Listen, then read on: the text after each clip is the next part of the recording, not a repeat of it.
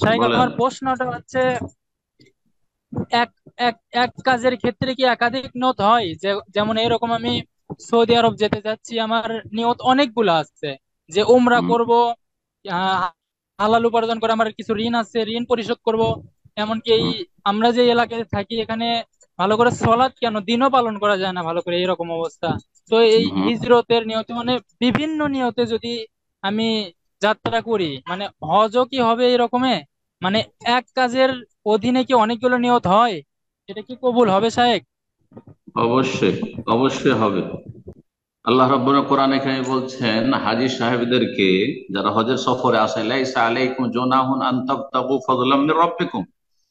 হে হাজী সাহেবগণ, তোমাদের কোনো গুনাহ হবে না যদি তোমরা এই হজের সফরে আল্লাহর ফজল করম, আল্লাহর দেওয়া রুজি তলাশ করো। তার মানে হজে এসে কেউ যদি কেনা বেচাও করে, আর আইনত কোনো সমস্যা না থাকে, যদিও আজকাল আইনে বাধা আছে, তো যদি এমন কিছু হয় যে কেউ ব্যবসা বাণিজ্য করলো, কিছু সামান এখান থেকে নিয়ে গেল, সস্তা সুবিধা চিপ রেটে পেলো, দেশে গিয়ে বিক্রি করলো, কোনো অসুবিধা নেই, জায়েজ, কোনো অসুবিধা নেই, যদি আইন বিরোধী না হয়।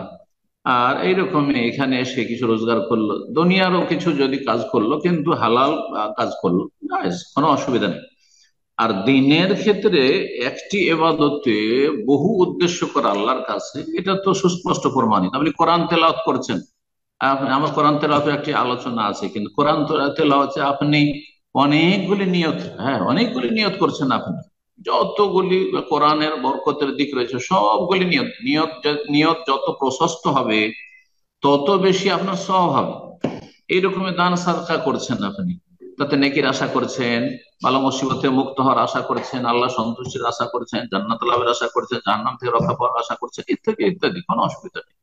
তো একটি নেকি করে বা একটা নেকির কাজে বহু নিয়ত করা যেতে পারে, সেই নিয়ত গুলি সৎ হইতে হবে, কোনো খারাপ নিয়ত না, জায়েজ নিয়ত না হয়, আর নিছক দুনিয়াদারি না হয়, নিছক দুনিয়াদারি না হয়।